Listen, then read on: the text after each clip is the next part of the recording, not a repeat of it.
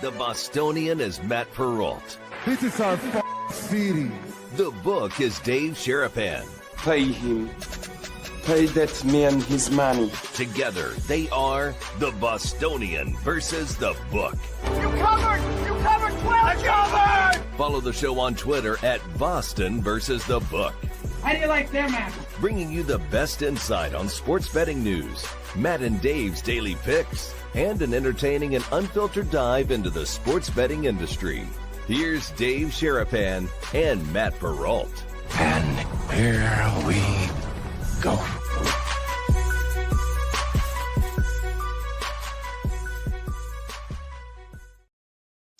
What's up, guys? How are you? Welcome into what will be a very unique couple of weeks for us here on the Bostonian versus the book. My name is Matt Perrault. You guys can follow us on our socials at Boston versus the book. We're live on YouTube on that handle. Same thing on Twitter, X, even on Instagram today, as we're on my personal Instagram now.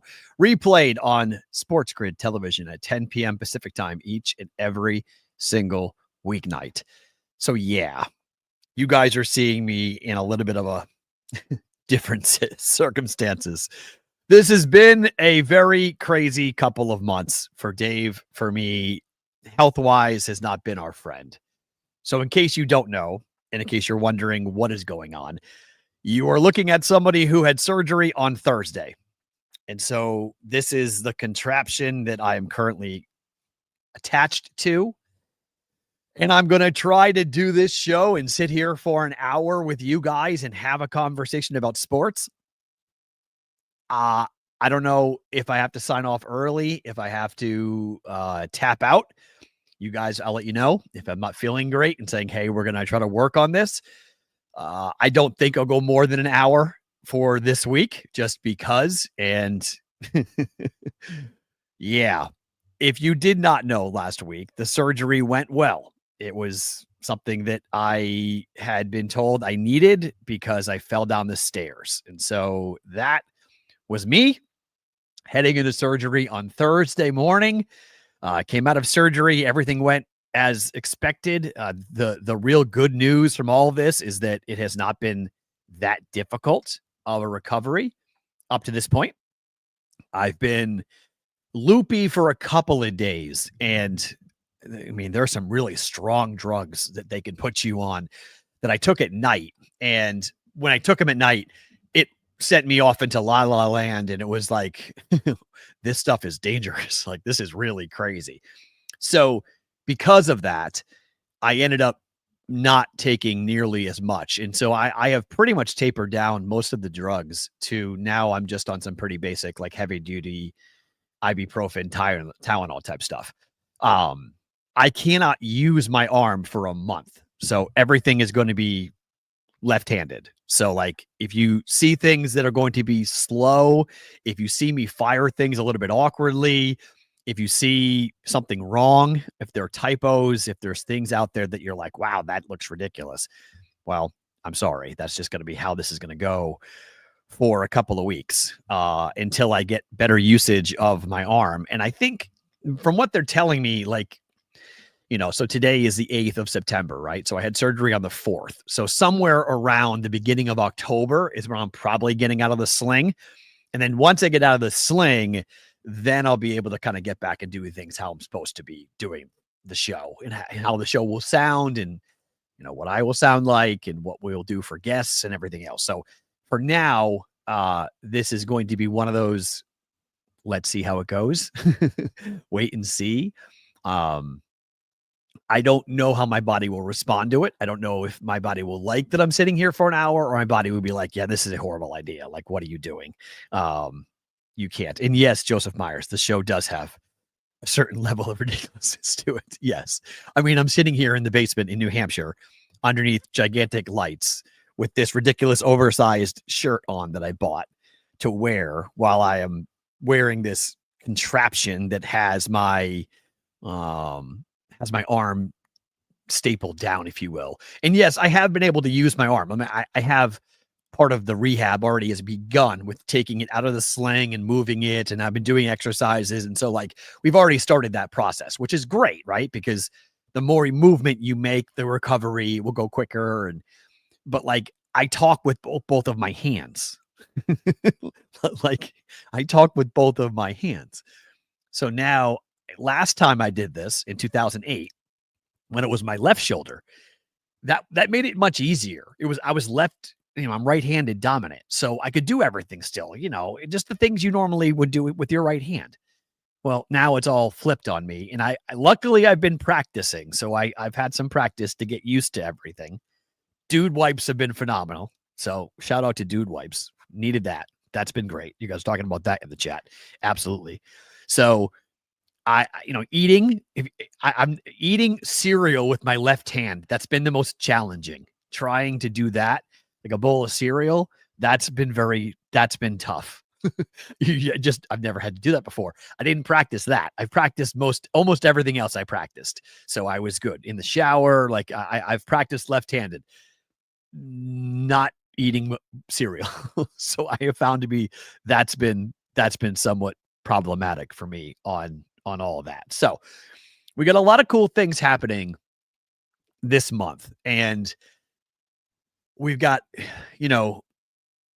I'm super excited about the fact that we have been able to keep the show alive during two of the most difficult things. Like, obviously Dave going through what Dave is going through is very different than what I am going through, but I'm still battling here, trying to get through all of this, and to be able to do the show. And I think the show's good today. To have a show that I'm proud to do, even while I'm dealing with this surgery, is exciting.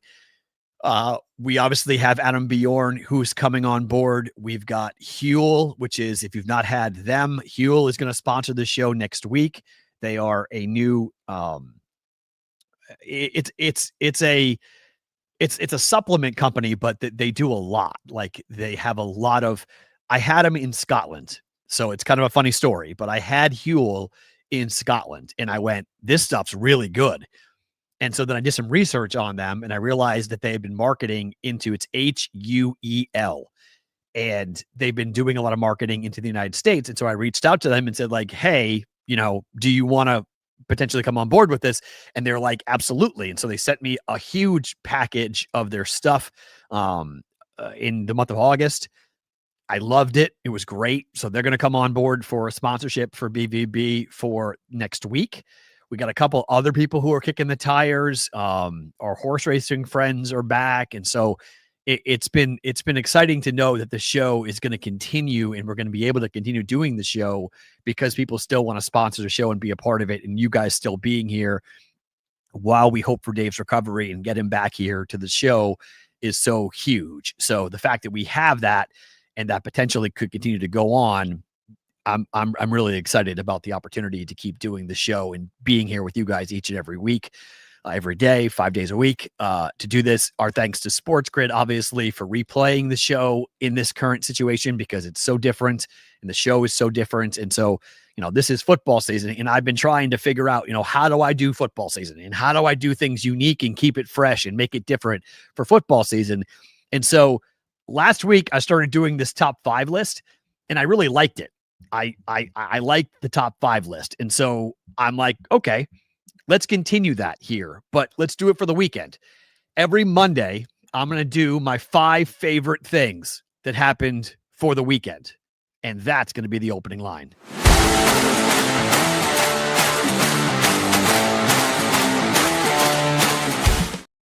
All right, 5 favorite things from the weekend, and it can be kind of anything and everything.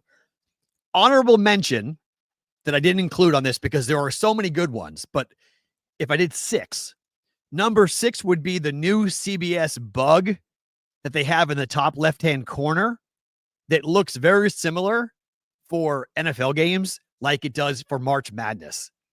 Whoever came up with that idea and say, everybody loves this for March Madness, why don't we do this for NFL games? That guy or girl deserves a raise, because that was awesome yesterday. I need more of that.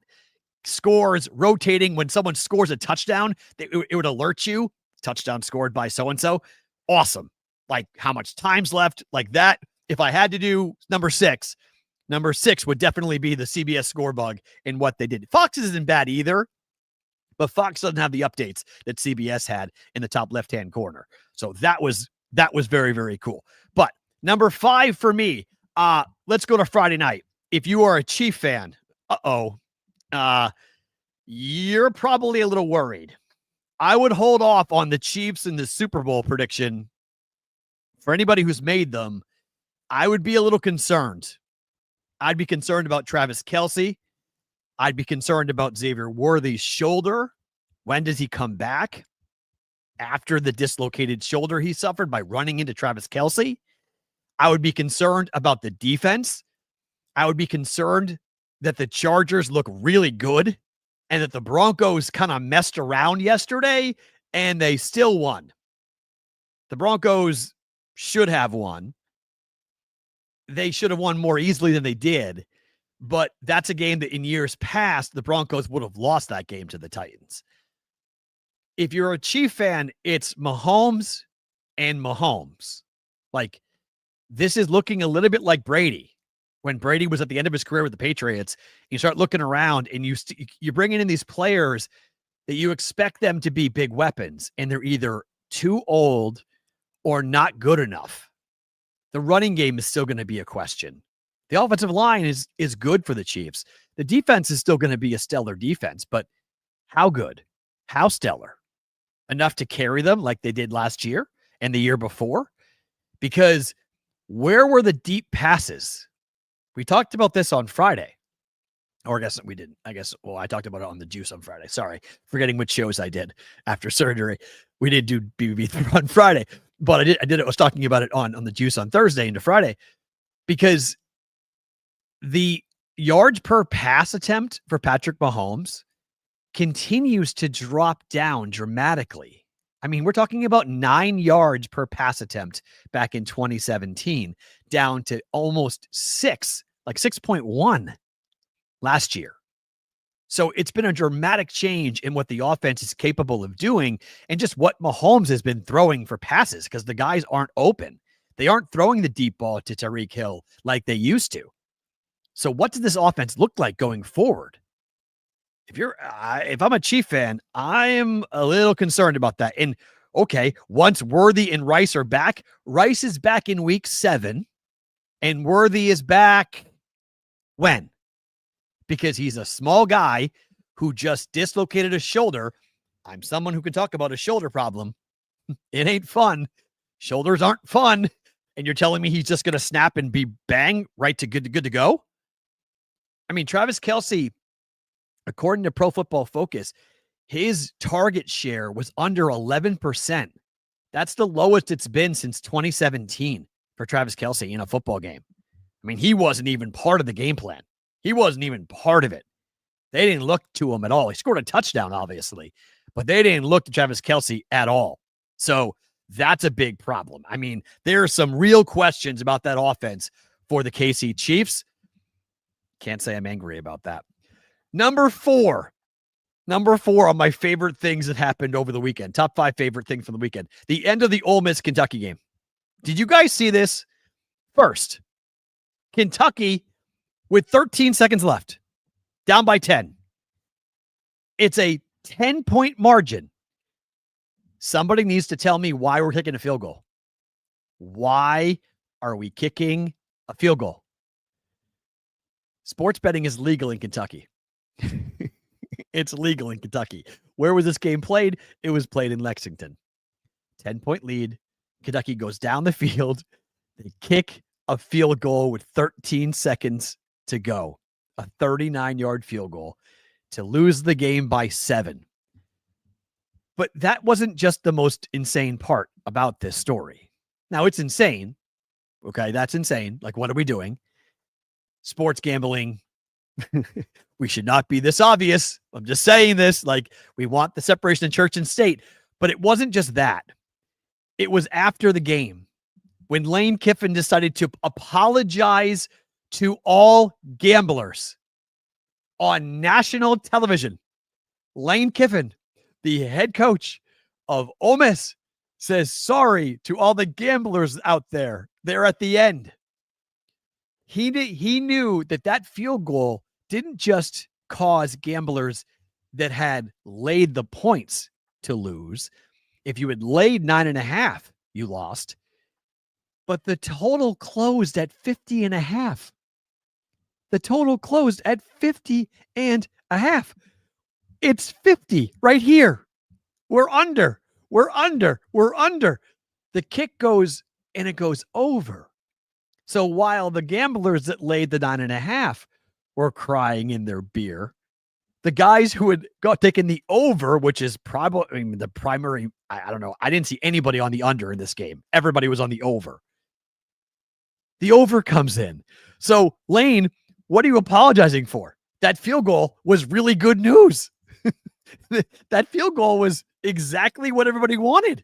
That's what they wanted to have happen. Kick, not just the cover, but the game goes over. The fact that he said it out loud, Lane Kiffin out loud apologized to gamblers, it shows you how crazy of a world we are currently living in. Like, I think if we are going to see the government get involved, I think these are the reasons why. The separation of church and state, if you will. And I have, on this show, and Dave and I have talked about this a lot, that it is needed. It's gone. It's gone now. There is no separation. And that's problematic. And coaches who know, it's one thing when we think that they know. It's one thing when they do the whole, they kind of tip their hand a little bit to it. It's a different story when they outwardly say it. When they apologize to gamblers, that's a little bit different. That's unique, and I'm not sure I love that. But the whole scenario, the field goal being kicked, why? The game going over because of it, oh my gosh. And the dog covering backdoor of backdoors. Number 4, favorite things about the weekend. Number 3, Russell Wilson stinking and Daniel Jones making history. How about Danny Dimes? Daniel Jones is the only quarterback in the NFL since 1991 to lead his team to a drive which ended in points for the first 7 drives of a game. The Miami Dolphins are an absolute dumpster fire. Daniel Jones diced them up. Daniel Jones made them look like a college team playing an NFL team. There are mismatches, and then there are teams that have just flat out quit. And the Dolphins have just flat out quit. There was questions going into the year on Mike McDaniels and whether or not he was going to last. There was questions about Tua. There was questions about Tyreek Hill. Week 1 confirmed all of them. And I mean all of them. That Daniel Jones, with a competent offensive-minded head coach, looks like a competent quarterback in the NFL.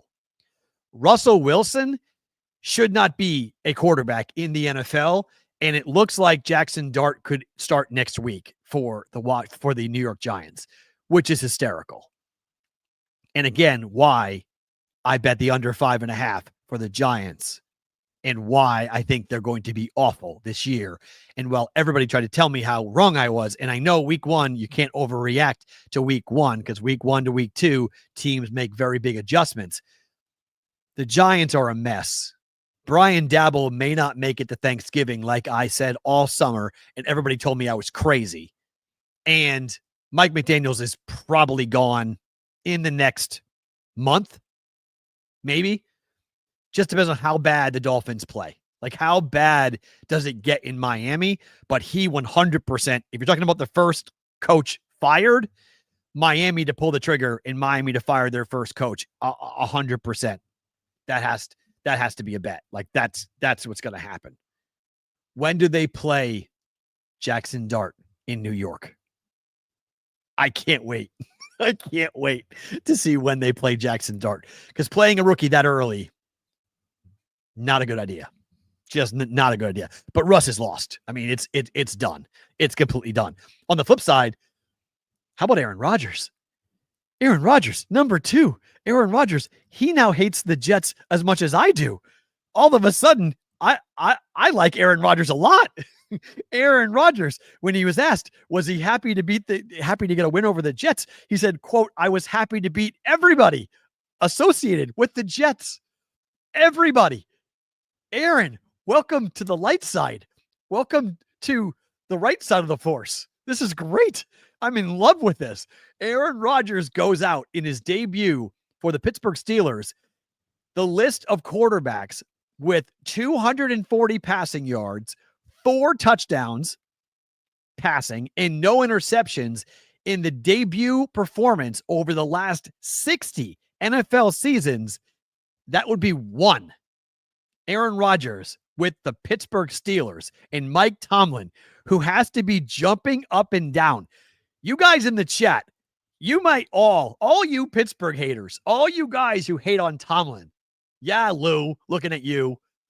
All you guys might have to apologize to Mike Tomlin. He may have a quarterback. He may have a team. He may have a legitimate Super Bowl contending team. This might be the way that Aaron Rodgers goes out. Look at the AFC North. I get it. It's going to be a tough division. But, oh my. Look, the Jets might suck, and that's really possible. Aaron Glenn might blow as a head coach. Very possible. But Justin Fields looked good. Like, Justin Fields put up 30 points on a really good defense. It was my worst bet of the day yesterday. I bet the under on the Steelers and the Jet game. I mean, both teams almost cleared that themselves. That was an unbelievable performance on both sides, by both offenses, by both quarterbacks. I mean, this idea that Justin Fields was just going to run the ball and hand the ball off, that didn't happen at all. Like, that didn't happen at all. That was a barn burner of a football game. That was up and down. Who had the ball last? Both quarterbacks throwing it a ton. Both quarterbacks having great quarterback ratings. I mean, Rodgers put up insane numbers, but Justin Fields wasn't that far behind. Oh, no. Oh, no. 570 finest. Welcome to the show. Rodgers will fall off. Just wait. You heard it here first. We're already calling for Aaron Rodgers' demise after one game. DK Metcalf looked competent. He really did. The whole offense looked competent. The line looked competent. Rodgers looked tremendous. But again, Justin Fields didn't look bad. How about the hit by Jalen Ramsey at the end of that game on 4th down to seal that victory? That's why they got him. Hell of a shot. I don't know, man. If Rainmaker, are you going to be on board, man? Are you going to be on board? If your team is good, are you okay with your team being good? Because that means Tomlin sticks around for a while. I don't know. Rain says Rodgers is good because Tomlin didn't interfere with the offense. Tomlin's defense stunk. Tomlin's defense stunk. I'll give you that. But how much of that is just week 1 against an offense that we hadn't seen before?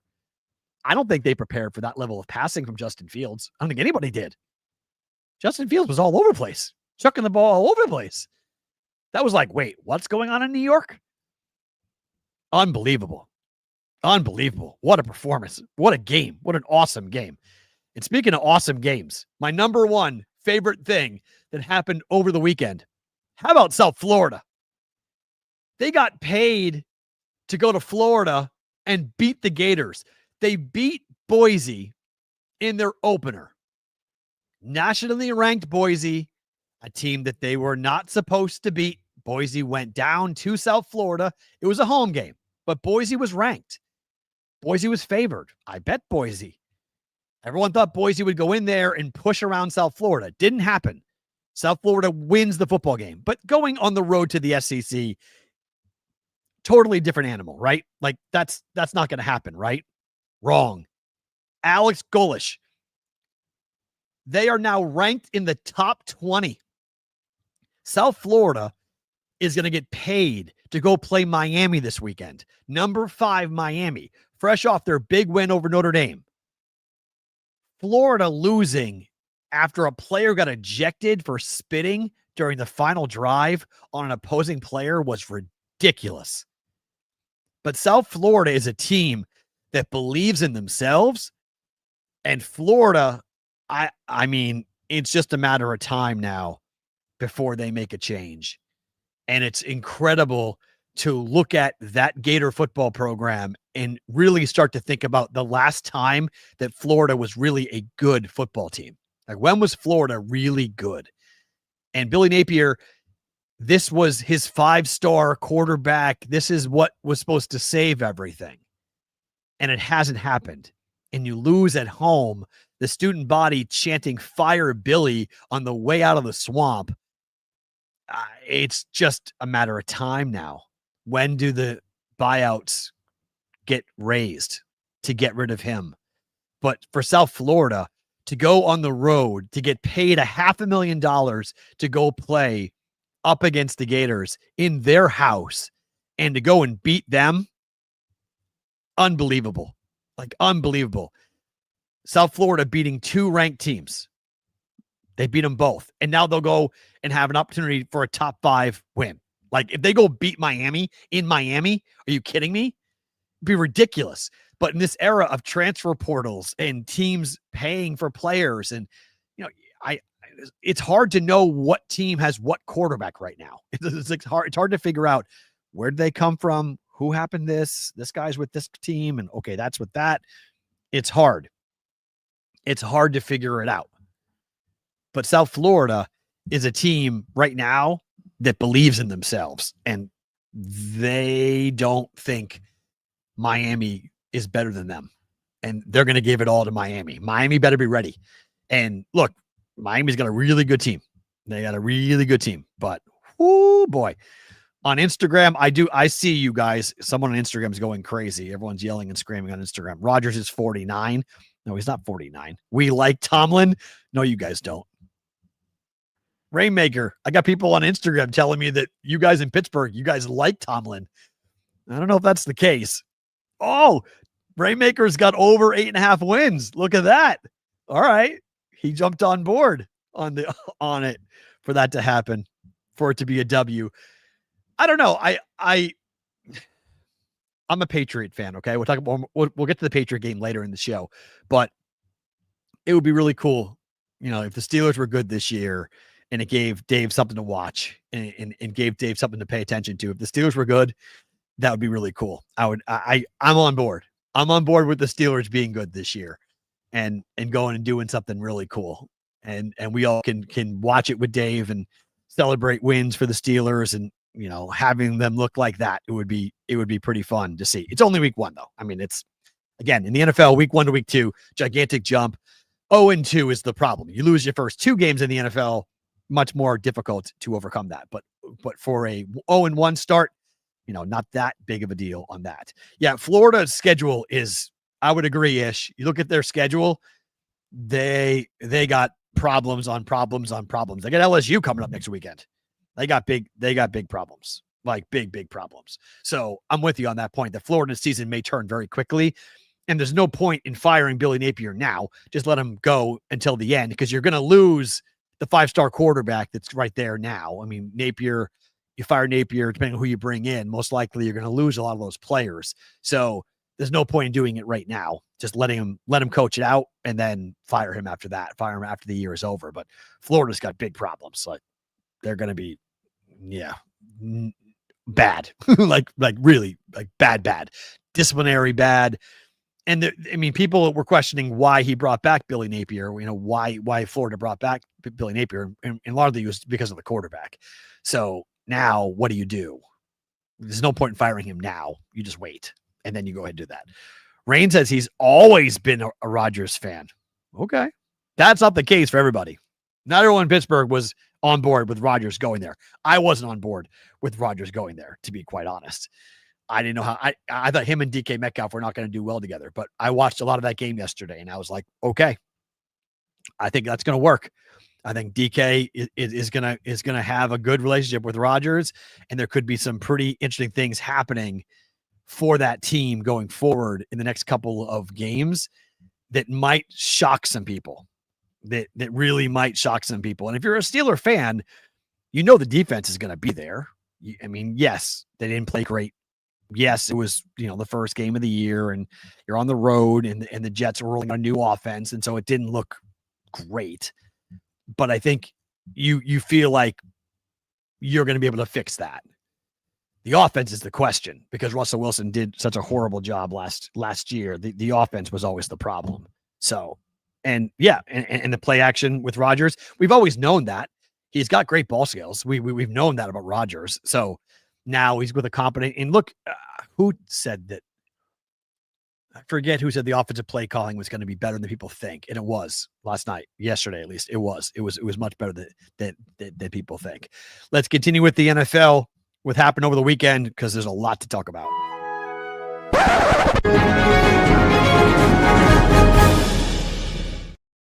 All right, everyone's still buzzing about what happened with the Bills and the Ravens. Another lead blown by the Ravens. I'm proud of myself. I've not, bought into the Kool-Aid with the Ravens. And I mean, how do you describe this? 15-point fourth quarter lead, 41-40 the final. Teams with a 40-plus point performance and over 235 yards rushing in a game where they acquired both of those things were 277, including the postseason in the NFL prior to last night.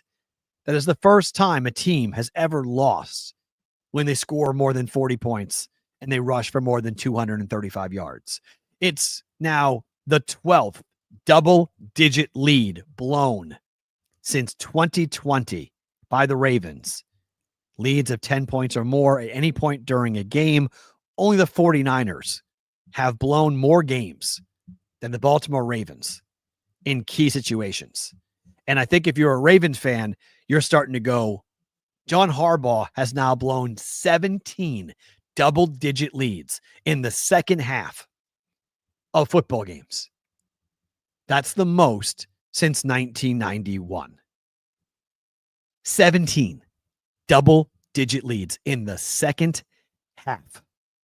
They got beat by Matt Perrault, who was not kicking anywhere before that game yesterday.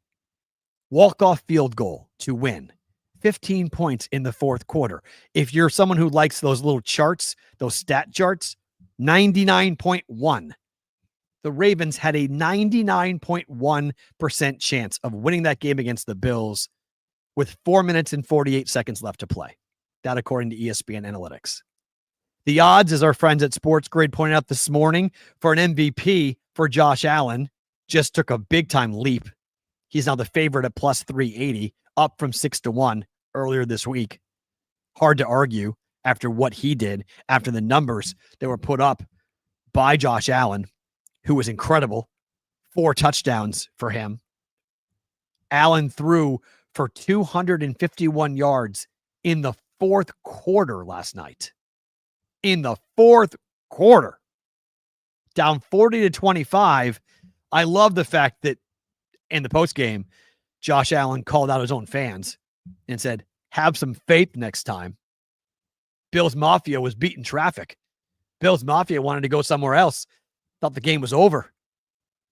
Bills Mafia, whoops, had to run back to your seat because your quarterback is a magician at the moment. I think this is really interesting to see. And yeah, D-Stout, you're right. Gambling Twitter was all over the Ravens. 100%. I was going to tease it. I didn't get involved with it because I had a pretty good day yesterday. So I didn't want to play around. It's really rare for me to have a good Saturday and a good Sunday. And I had a good Saturday and a good Sunday. So I was like, I don't want to test it, fate. I don't want to. Chances are this game's going to go again because I was going to tease Baltimore up. I was going to tease Buffalo up from 1.5 to 7.5. I was going to take the total down, and that would have cashed. So I'm 3-1 so far with my teasers to start the year. I love this time of the year because I always get into arguments with people who tend to tell me I'm crazy because I shouldn't be teasing and it's negative EV and all the things that people want to tell me about why I shouldn't bet the way that I bet, which I laugh because it's my money. So I'm going to do what I'm going to do. I'm going to bet the way I want to bet. You can bet the way you want to bet. I like doing teasers. So I would have same game teased that game last night and I would have won, but I didn't. I just decided to kind of just take my winnings and not push my luck and not get crazy last night. And also I'm a little bit, the later in the night it gets, I have a tough time staying up just because the drugs are making me sleepy. So I was like, I'm not going to see the end of this game. So I'm not going to, I don't really love betting and then waking up in the morning to see if a bet cashes or not. I'm not really in love with that. I'm still very much trying to get used to this idea of 8:00 kickoffs. It's very weird for me. I don't understand. The games are normally over for me at 9:00 on the West Coast. So all you East Coast guys, I feel for all of you guys, like tip of the cap, because this is brutal. Like tonight for Monday Night Football, this is brutal. Like this is so late to have to stay up, to stay awake for. So yeah, just kind of a problem. Henry fumbling. Sure. Yeah. I mean, look, there's a million reasons why the Ravens lost the game, but it's another game in which the Ravens had and lost, and it might come back to bite them later in the season. If you remember last year, Isaiah Worley's toe was out in the back of the end zone against Kansas City. That game came back to bite them in the playoffs as to who was going to be the 1 seed. So this could be the game that comes back to bite the Ravens as to who gets to host a playoff game. And when you're talking about Buffalo in January versus Baltimore in January, it's a dramatic difference. If the Ravens are going to win the Super Bowl, if the Ravens have 5 first-round picks in their secondary, they need to be able to protect a 15-point lead in the fourth quarter. It's game 1.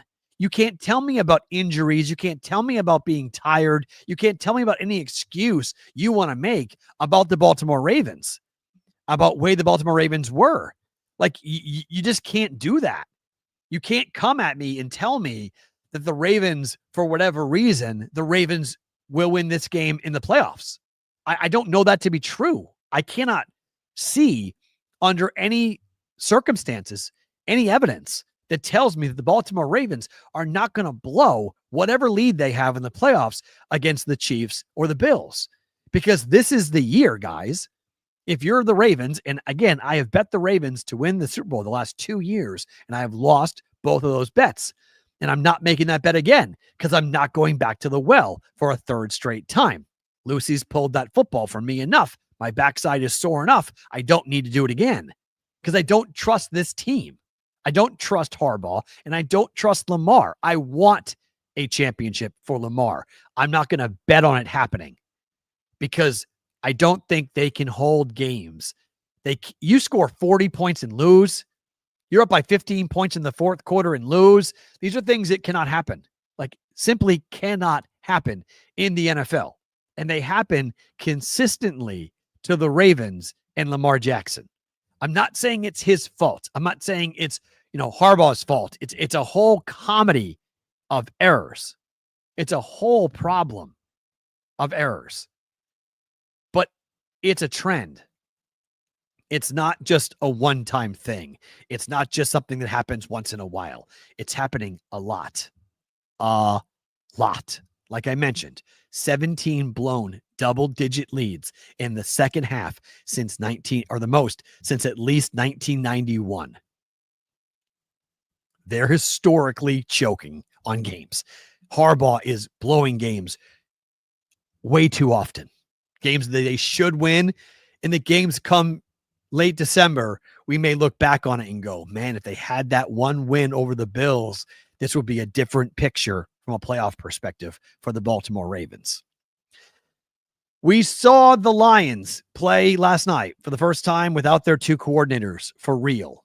And, well, it didn't look good. Jordan Love and this Packers offense looked really good against that defense for the Lions. We did see Micah Parsons make his debut. He did get a sack of Jared Goff. 27-13, not really a full story there as to just how one-sided that game was. The Lions offense really did nothing. The Lions were pretty anemic offensively. And you lose Ben Johnson, you lose Aaron Glenn, and everyone was waiting to see what that Lions offense would look like. And it was rather pedestrian. Again, week 1, Packers on the road, tough place to play. But there were a couple of performances yesterday that I think we can put a little more stock in than just a single game 1 performance. This is one of them, the Patriots being another, the Dolphins being another. I think there's teams that you can look at and go, uh-oh, Like those are warning signs. That's a warning sign type performance. You can't just brush it aside and say, we'll fix it. Don't worry about it. It's all going to be good. I don't think it's all going to be good. I think the Lions, their offensive line was an issue. Their quarterback play was an issue. Their receiver play was an issue. Their defense was an issue. Like there was just a lot of questions going on in Detroit. It's a long season. Let's see what happens. But that was a game that would scare me. As a Lions fan, I would go, okay, that's not great. The Broncos, they had everyone worried, including me, because the survivor pools, all of them, everyone, not just Circus, everyone. Number one pick was the Broncos. That was my number one pick. And they were down by 2 points in the second half. And it was like, come on, guys. You aren't actually going to lose this game, are you? You can't lose to the Titans. They went up 17-16, and I still didn't feel good. I'll say this. If Cam Ward gets a receiving core, Cam Ward's a problem. That guy can ball. He put so many throws exactly where they needed to be. Like the Titans should have won that game. To be completely frank, the Titans should have won that game. On top of the fact that if that game had gone to overtime, if you had laid the 8.5 points, you're so mad this morning at Sean Payton, and rightfully so.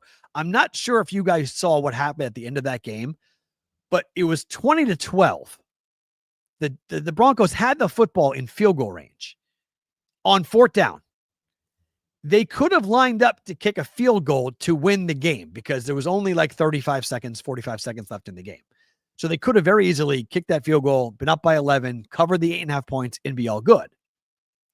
Or they could have tried to run a play on fourth down to get the first down, and then they could have either kicked the field goal or just kneeled the game and it'd be done. Instead, they threw the ball up for grabs like they were playing 500. I'm not even kidding you. I wish I could play the replay of it because it was one of the most asinine play calls I've ever seen in the history of the NFL. And I'm not even kidding because you do that when you want to run the clock out. Chuck the ball to the moon, clock runs out, the game's over. That's not what happened. They ran 2 crossers and they had Bo Nix throw the ball straight up into the air. Just like straight up into the air. And had no shot of being completed. There was no point. It just turned the football over and gave the ball directly to the Titans, who then would have had a shot to go down the field and score a touchdown and have a 2-point conversion. Difficult to do. Not impossible, by the way. Not impossible. I don't know what that was from Peyton. I have no idea if it was like a contact high from being in Colorado or what, but I have no idea what that was. I disagree, Joseph Myers. I thought Cam Ward looked great. I thought the offense sucks. I thought Cam Ward put the football where the football needed to be. He just has guys like Calvin Ridley who can't catch. He's got guys out there who just can't catch. Like, give him a receiving core. I think Cam Ward could be a problem. I actually kind of liked what Cam Ward.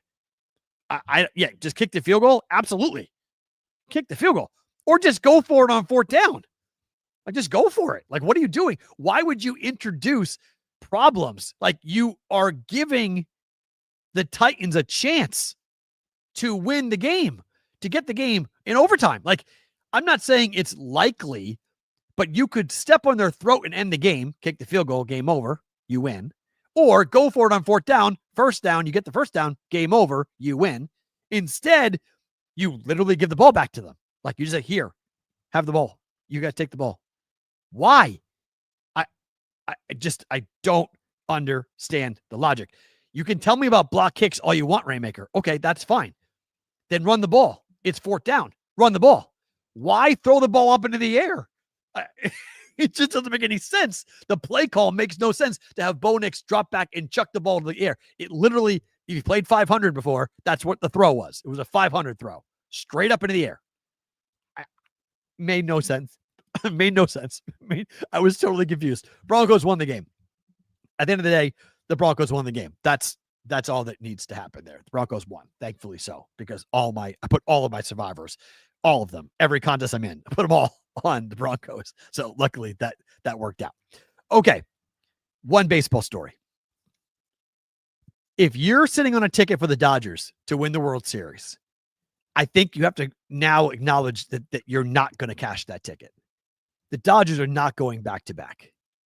You cannot do what the Dodgers did on Saturday and win the World Series. Yamamoto had a no-hitter going into the ninth inning. Into the ninth inning, he had a no-hitter going. And when he left the game, the Orioles came back and won the game. They beat the Dodgers after the Dodgers and Yamamoto had no-hit them for 8 innings. This was history. We have never seen this before. Dusty Baker Television out in Los Angeles. According to my research, no Major League Baseball team has ever lost a game when the starting pitcher goes 8 2/3 of innings without allowing a hit. Yamamoto, he didn't just have him shut down. He had him no hit. Bullpen comes in and the bullpen blows it. And the Orioles win the game and the Dodgers lose. I mean, goodbye. Goodbye. That's it. Goodbye. I don't care what the Dodgers, I can't back them. I haven't backed them. I'm not going to back them. There's too much evidence of this team not being able to do anything in the clutch, in particular on the road. I mean, on the road, oh my. On the road, they're god-awful on the road. Like, just absolutely god-awful on the road. There's losses, and then there's historic losses. Historic loss for the Dodgers over the weekend against the Orioles. We'll do some picks, and then we'll get back to the NFL stories because there's 4 games in the NFL we have not talked about yet that I do want to touch on. But before we say goodbye to our friends at Sports Grid, let's make some bets.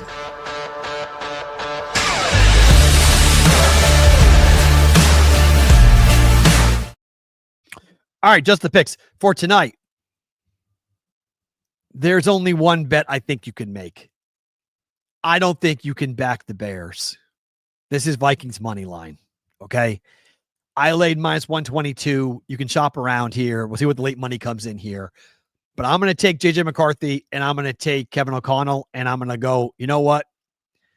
They've got the better roster. If this game was being played in Chicago in December, I probably would back the Bears. I do think the Bears are going to be better than people think, and I think the Bears' offense is going to be formidable. I think the Vikings are going to have a tough time facing the Bears the second time around, but they'll be at home when they see the Bears the second time around in their place, in their dome. The Bears, their home field comes from December. Their home field comes from November, not September. There won't be a win tonight. And this is J.J. McCarthy. It's his team. They let Sam Darnold walk. Niners beat the 49ers. Niners beat the Seattle Seahawks yesterday in Sam Darnold. And they allowed him to go and leave their franchise because they believe that JJ is better and that JJ is better for this football team. So here comes JJ McCarthy now with this offense, with this receiving core, with this offensive line up against a Bears team that's a work in progress. They're going to be better. They're going to be better. I didn't say good. Better.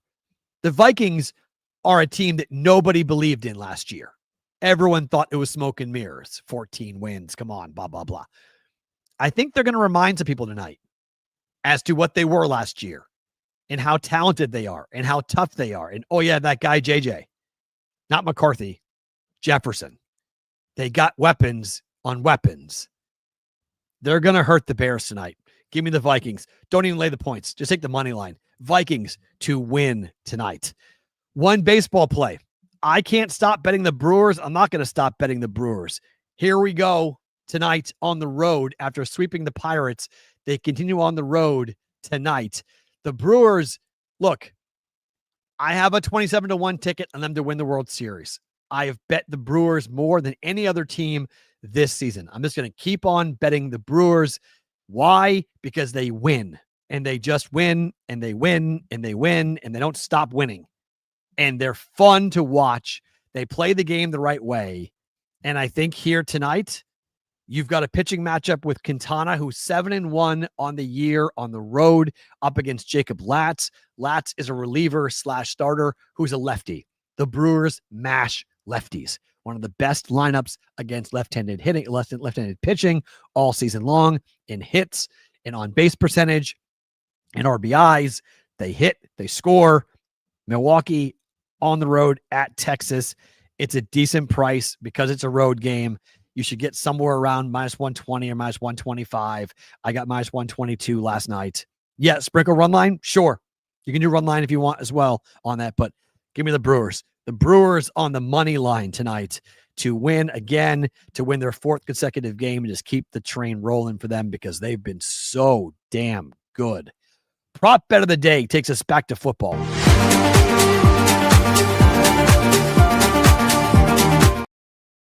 All right, the BVB prop bet of the day.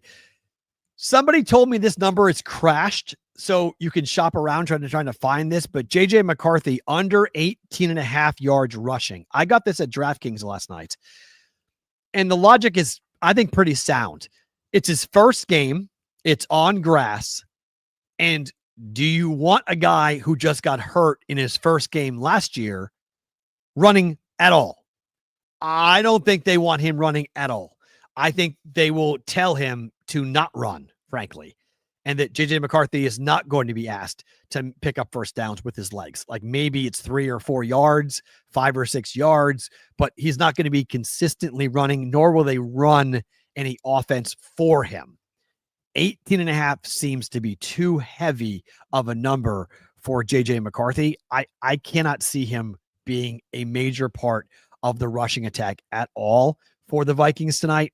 Under 18.5 yards rushing for JJ McCarthy tonight for the BVB prop bet of the day. You guys in the chat were talking about the Bengals and their win over the Browns. Luck, yes, 100%. If the Browns were competent, the Browns win that football game. 17-16. 2 interceptions that bounced off of the hands of Browns receivers that led to that victory for the Bengals. The Bengals did everything in their power to lose again, which would have been 4 consecutive years losing under Zach Taylor. That was not the Bengals and what the Bengals did to win that game. That was all about the Browns and the Browns being the Browns. And if you're a Bengal fan and if you're banging your chest on that, yeah, if the Browns had a competent kicker as well, because damn, he missed an extra point. He missed a field goal, and then he missed the game-winning field goal. Like, he missed them all on that. And on top of the fact that the Browns threw those 2 picks in the second half that clanked off the receiver's hands into the arms of DBs for the Bengals. So if I'm a Bengal fan, I'm not excited at all at my team's performance. I don't feel good at all about my team's performance. In fact, I'm pretty concerned about the way my team played because they can't start fast. The whole preseason was all about starting fast. It's why I laid the 5 points. I believe Joe Burrow. I thought it was going to be different. Nope. Easily. The Browns easily covered that 5 or 5.5 point number. It was never a question. Never even a conversation where the Browns were not going to cover that. The question was, could they win the game outright? They should have won the game outright. They didn't, mostly because of what happened with the kicking game and the turnovers. But overall, no good. No good. If you're a Bengals fan, no good. Speaking of no good, if you're a Patriot fan, I bet the Raiders +3 because it made perfect sense to take the Raiders against the Patriots. This is the thing that people in my neck of the woods up here in New England are going to have to deal with. The Patriots have 14 new starters. The Patriots on their 53-man roster have 23 new players. 23 new players. They have a new head coach. They have a new offensive and defensive coordinator. They have pretty much a new receiving core. They have 2 new running backs. Sure, they have Ramondre Stevenson, but okay. They have a new left tackle, a new left guard, a converted right tackle. I mean, this was set up for a huge problem. You have Geno Smith, who is a very competent veteran quarterback in the NFL, with Pete Carroll coming back to a place that fired him, with Chip Kelly as the offensive coordinator, who is from New Hampshire, who coached at UNH, and who has family and friends all over the place inside of Foxborough Stadium yesterday, with Max Crosby, an all-pro guy, rushing against a rookie in Will Campbell for the Patriots. Like, that was Jacoby Myers, former Patriot. Like, it was set up for the Raiders to walk into Foxborough and win the game, and that's exactly what happened. I should have bet money line. I didn't, because I thought the Patriots might pull it out. But I took the 3 with the Raiders going, at worst, I'm going to push. Most likely, the Raiders win the game outright. And they did. The Raiders are going to be better than people think. Ashton Genty, anytime touchdown, that cashed. Again, I told you guys about that during the summer. Genty over 7.5 rushing touchdowns. He's got 1 so far. So we need to go and get 7 more for him, over the next 16 games to get 7 more. And I think he will. He's going to be a problem. He's a hard guy to tackle. He's a power back. And that was his first game. He was jittery. He was nervous. That's not, once he gets comfortable and confident, that kid's going to be tremendous. So, but from a Patriots standpoint, look, they're going to be okay, but they're going to be like a 9-8 or 8-9 type of okay. This idea that they're going to contend for the division, they might be the second best team in the division by default, because the Dolphins are a dumpster fire and the Jets are the Jets. So if the Patriots just play competent football, the Patriots probably do wind up as the number 2 team. But it's Buffalo, and there's no one in the division anywhere close to the Buffalo Bills, as you saw last night.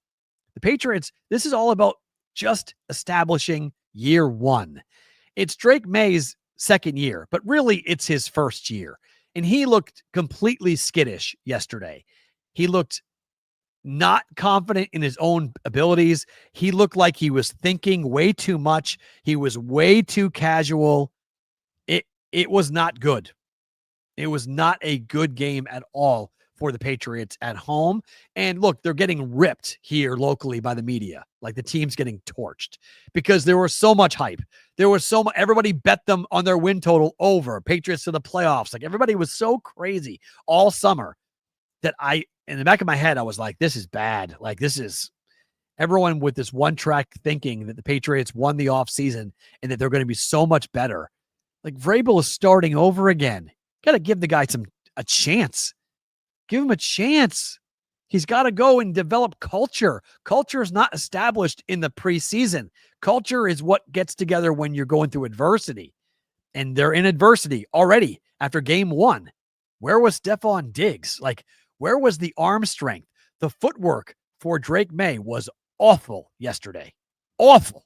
Like, Josh McDaniels' offense is complicated, but I didn't think that that it would cause Drake May to go back to like Drake May of September last year, where his footwork was all over the place and he didn't stand, in the topic and throw, and not good. I'll be very curious to see what week 1 to week 2 looks like for the Patriots. They need to make a big statement next week and and even if they lose, they need to be a much better team and look way more competent next week than what they did yesterday. They're on the road against the Dolphins. Generally speaking, it's been a house of horrors for the Patriots going to Miami in September. That's almost always a loss. But the Dolphins looking so bad against the Colts, maybe there's a chance for the Patriots to win the game, but I would expect the Dolphins to be playing for their jobs, and I think the Dolphins will look much better in week 2 as well. So, loser of that game, it's kind of like an eliminator already. They'll be 0-2. So, even if the Patriots lose the game next week, they better look way more competitive and way more like an NFL football team than what they did yesterday. Because again, there were 3 teams that I thought looked pathetic yesterday. The Dolphins were 1.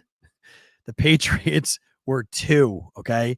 I forget the third one. What I said the third one was, but there was a third team that I'm blanking on. There were 3 teams yesterday that I was like, okay, this team's pathetic. The Browns could be in that conversation, but really, really bad. a really bad performance by the Patriots yesterday. All right, we'll continue talking about week 1 in the NFL into bonus time. If you're watching on the replay on Sports Grid, thank you for being here. We appreciate it. If you guys are live with us on YouTube, don't move. More to come with bonus time.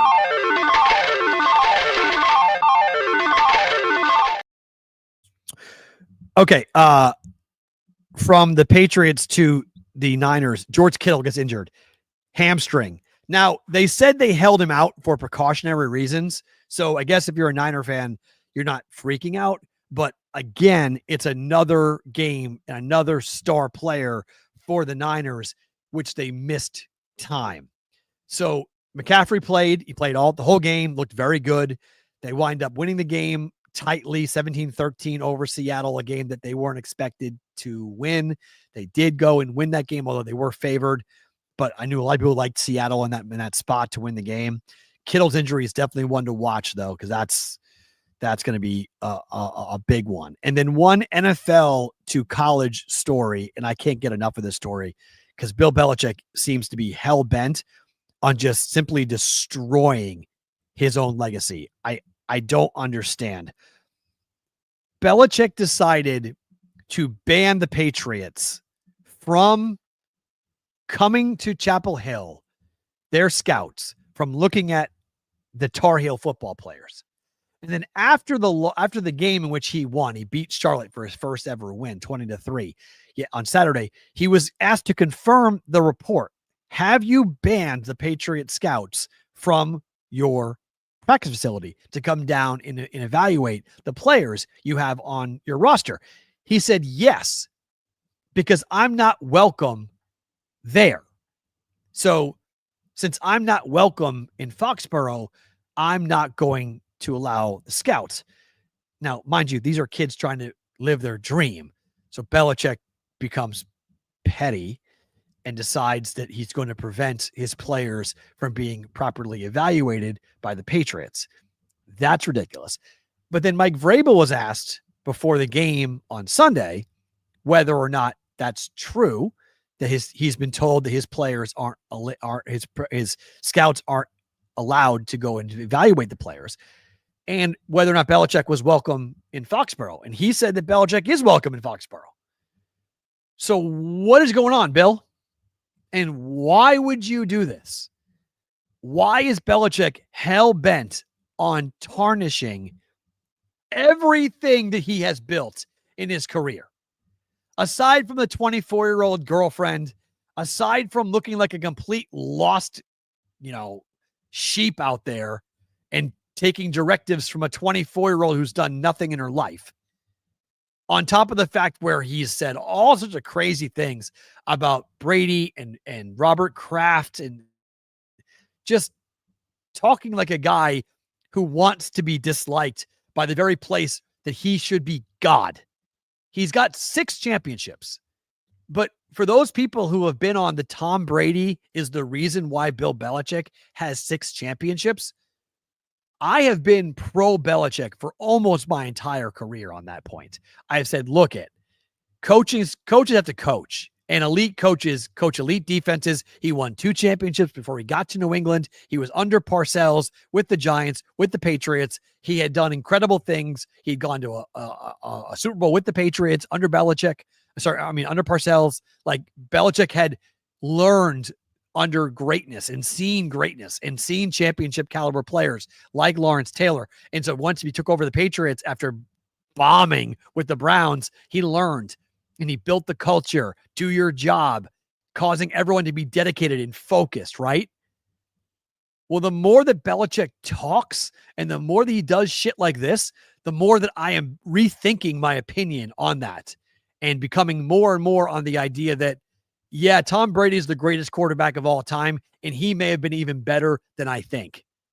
Like, Brady may be the reason for the dynasty. Brady may be the sole reason why the Patriots did what they did, and Belichick was a very convenient passenger on that incredible journey for Tom Brady. Now, I've not come all the way around on this, okay? But, oh my. Oh my, on Belichick. Absolutely embarrassing. what he is doing at the moment. It makes absolutely no sense to me as to what's going on. News of the industry time.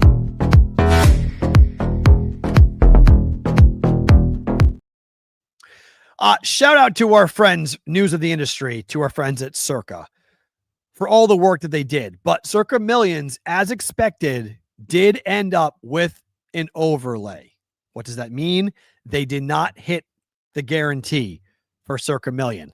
Third straight year that they did not get to that number. 6 million has been a number where they've not been able to crack it with Circa Million. 5,685 entries in Circa Million. On the flip side, Circa Survivor blew through the guarantee of 15 million, 18.7 million. That's 18,718 entries into Circa Survivor. We'll recap week 1 tomorrow on the show to see how many folks advanced to week number 2. 24 people, by the way, forgot to put their picks in, which is inexcusable. My gosh. But the shocking of this graphic, the most surprising number of all of this, 69 entries into the Grandissimo, which is the $100,000 per entry contest. They set the number at 15, guys. That was 1.5 million. They expected to have 1.5 million. That was the idea. 69. Like whoa. That got way more action than, we were sitting with Derek Stevens at the Ultimate Football Contest weekend. We were live at Circa, and they had already gone over the overlay. They were at 19 entries on the 21st of August. I think that show was, right? 21st, 22nd? Or was that 20th and 21st? I think it was the 20th. Yeah, that was the 20th of August. So on the 20th of August, they were sitting there with 19 entries. They got 50 more. 50 more. That's an unbelievable deal. Like that's an unbelievable deal. Yeah. How do you not submit? The thing that makes me sick to my stomach with the whole thing is that, like, if a proxy service didn't enter somebody's picks, but that's not the case. It's a lot of people who just forget. I know, to you and me, guys, $1,000 is a lot of money. Okay. It's a lot of money. But to some people, $1,000 isn't a lot of money. And I know people that forgot they even entered into the contest. I know people who spent $1,000 on that contest and they forgot. So, like, you have to put it into context. If you, as a gambler, let's say you put in every day, you have anywhere between 10 and 20,000 a day in play, because there's tons of people in Vegas that have that bankroll, that do have that per day in play, that are gambling with 10 to 20,000. So if your one unit is $2,000, well, a football contest with $1,000 entry, it's not going to be high on your list. You got a bunch of stuff to worry about, and you're just like, shoot, I forgot. I'm not saying $1,000 to me is a lot of money. $1,000 to me, you better damn believe I'm going to know what that $1,000 is and what's going on and what am I using it for. And yes, so for me, of course, but for some people, the liquidity of their bankroll makes it so it's not a big deal.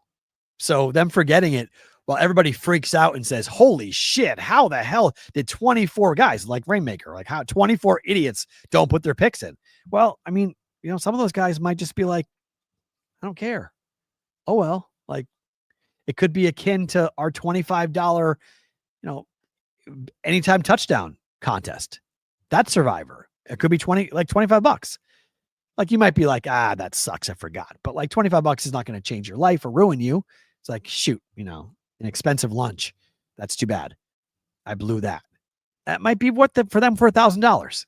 But 100,000, if somebody forgets to put their pick in for $100,000, talk to me then. Like, talk to me if that happens. Talk to me then, because that would be insane. Like, insane if that happens. So we'll recap everything tomorrow as to where we are who's alive, how many people went out, but the Broncos won, which was significant. So that was huge. The Bengals won. So the top, we're not going to have the same level of week 1, week 2 carnage that we've had over the last 2 years for Circus Survivor. But congrats to to the guys, Jeffrey Benson and company. Congrats to getting everything done and up and going here for week 1 of the NFL. Favorite thing about today.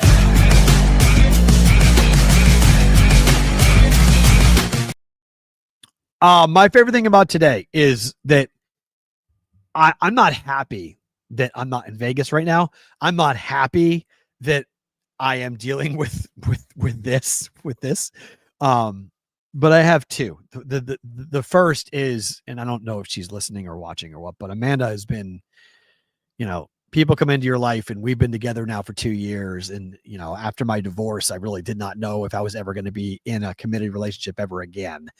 But I would not be able to do so many things in my life without her. But this is one of them. There's no way I could be going through this without her, and her just keeping track of the number of pills. I think they prescribed like 7 different drugs for me that had to be taken in different intervals, and having to do different things and exercises and all these, reminding me to eat and drink and everything else. Today is the first day, and I kind of planned it out correctly. I thought by Monday I would be able to do the show, and here we are, an hour and 10 minutes in. So I've been able to do the show. So I should be good to go for the week, to do the show for the week. But there's no way on Thursday or Friday or Saturday I would have been even close to being able to do this show. I was loopy half the times. I mean, I woke up, I only took the Oxy twice. And the second time I took it, I woke up and I was having a nightmare. And I literally thought I was seeing something on my body that wasn't there. Like I was freaking out, like straight up, like yelling, freaking out. And she was like, "What's going on with you? Hold on, calm down, hold on." And like, she has an amazing ability to calm me down. So huge thank you to my significant other for helping me get through all of this and letting me stay here. I mean, I'm here now for I was here over the summer for 5 weeks, and now I'm back here again for 3 weeks. So like, it's special. It's a time that I'm never gonna take for granted. And secondly, Proxy Tom from Vegas Football Proxy to step up and to help Dave and I keep the proxy service business alive, to be as professional about it as he has been, and to say, "Look at guys, I'm going to do it for free." That he just worked. We handed over a ton of clients to him that will all stay as Brigade Proxy Service clients, but the money goes to Dave and to Jessica so they can keep funds coming in and just keep that rolling, and doing it that way is just massive, like just absolutely massive. And a story that I hope I get to tell at some point about what Tom did. And I know we know here on the show, the Brigade knows, but I think like the world needs to know about that guy, because in the world of proxy services, it's pretty damn cutthroat.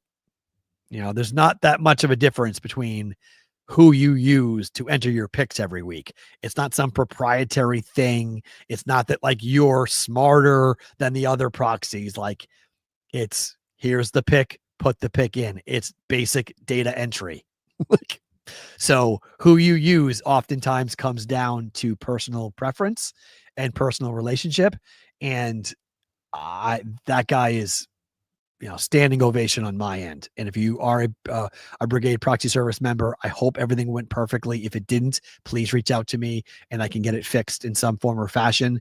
But as far as what I was told leading into it and what I heard on Saturday, everything went perfectly, all according to plan, and everything went the way it was supposed to with Tom. So really, okay, good. Great customer service. Okay, great. I'm really happy that happened. That was, that's really, really cool. So, so thank you to Tom for that. Thomas Skinner writes, "Matt, love the content, my man.